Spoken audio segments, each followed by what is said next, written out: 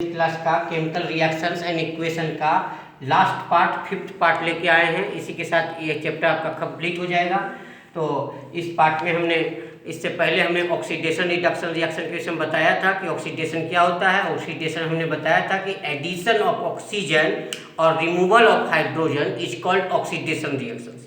ठीक है, तो ये हमने बता रखा है। अब हम आज आपको ऑक्सीडेशन का डेली लाइफ में क्या यूज है उसके ऊपर हम चर्चा कर रहे हैं। इफेक्ट्स ऑफ, ध्यान से देखिए, effects of oxidation in daily life, यानी ऑक्सीडेशन रिएक्शन का हमारे डेली लाइफ के जीवन में क्या इफेक्ट है उस पर हम चर्चा कर रहे हैं।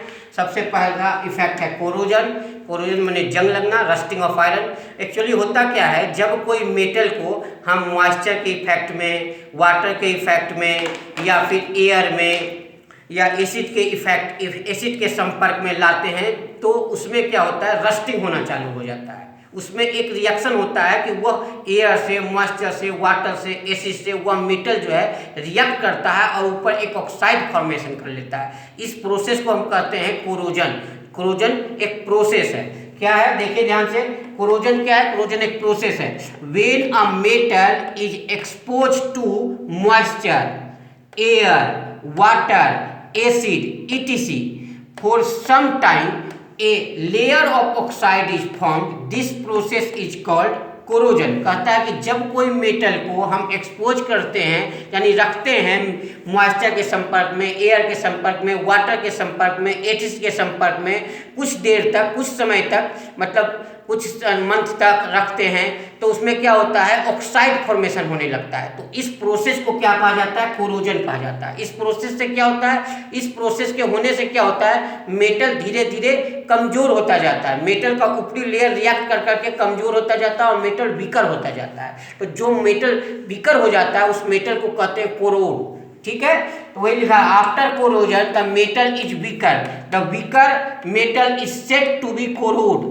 जैसे कि rusting of iron, black coating on silver, green coating of copper. देखिए आयरन को अगर आप छोड़ दीजिएगा तो आयरन में क्या हो जाता है, धीरे धीरे रस्टिंग हो जाता है। आयरन के ऊपर ऑक्साइड बन जाता है Fe3O4 का।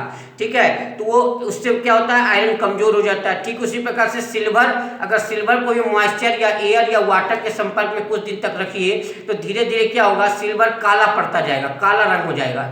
तो वो क्या होता है, ब्लैक कोटिंग हो जाता है सिल्वर के ऊपर। वो भी क्यों, क्योंकि सिल्वर रिएक्ट करने लगता है एयर, मॉइस्चर, वाटर से। ठीक उसी प्रकार से अगर हम कॉपर की बात करें तो कॉपर भी क्या होता है, कॉपर के ऊपर ग्रीन कलर आ जाता है। अगर कॉपर भी इन सब चीज़ों के संपर्क में रहता है, मॉइस्चर के संपर्क में, एयर व एसिड के संपर्क में, तो धीरे धीरे उसके ऊपर एक ग्रीन कोटिंग आ जाता है।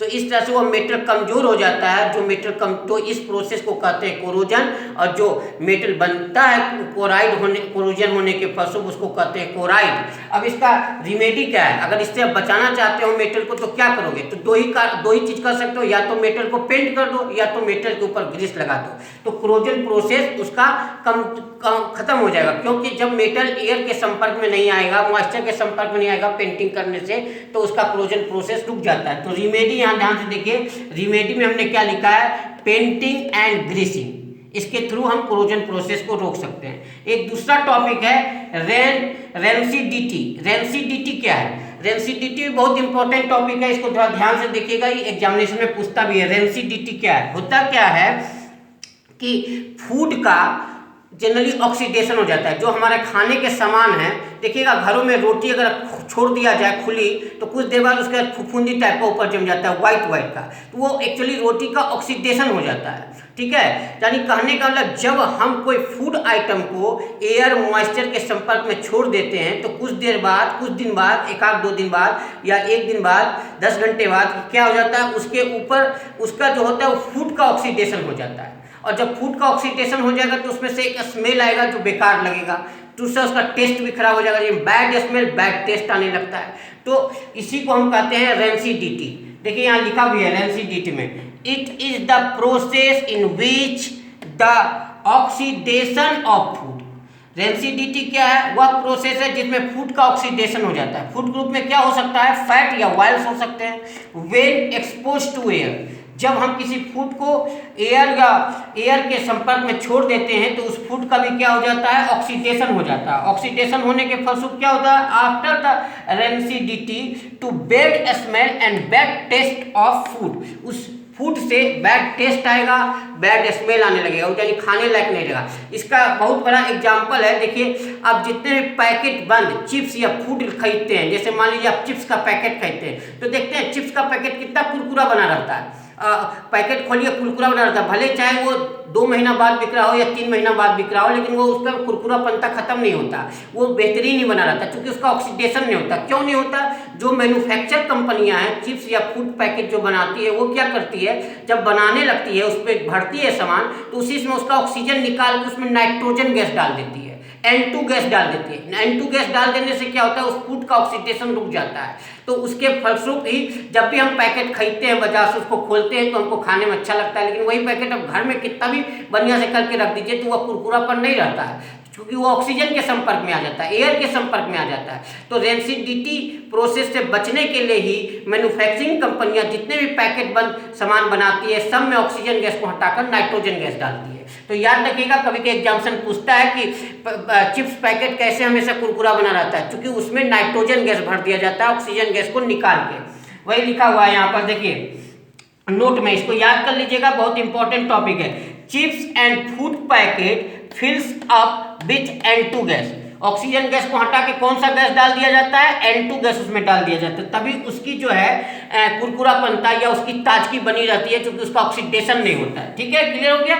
अब देखिए केमिकल रिएक्शन का हमने क्लासिफिकेशन बता रखा है कि केमिकल रिएक्शन का 5 तरह से हम क्लासिफिकेशन करते थे। कौन कौन से? Combination reaction, decomposition reaction, displacement reaction, double displacement reaction, oxidation reduction reaction. अब हम केमिकल रिएक्शन का 2 प्रकार से और क्लासिफिकेशन करते हैं on the basis of temperature.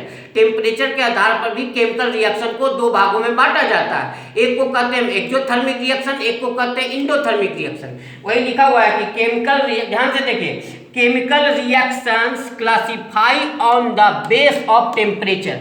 Temperature के आधार पर केमिकल रिएक्शन को हम 2 भागों में बांटते हैं। कौन कौन? पहला होता है एक्सोथर्मिक रिएक्शन, दूसरा होता है इंडोथर्मिक रिएक्शन। ध्यान से देख लीजिए, एक्सोथर्मिक रिएक्शन और इंडोथर्मिक रिएक्शन। सारे स्टूडेंट याद रखिएगा, टेम्परेचर के आधार पर 2 तरह के रिएक्शंस होते हैं, एक को कहते हैं एक्सोथर्मिक रिएक्शन, एक को कहते हैं इंडोथर्मिक रिएक्शन।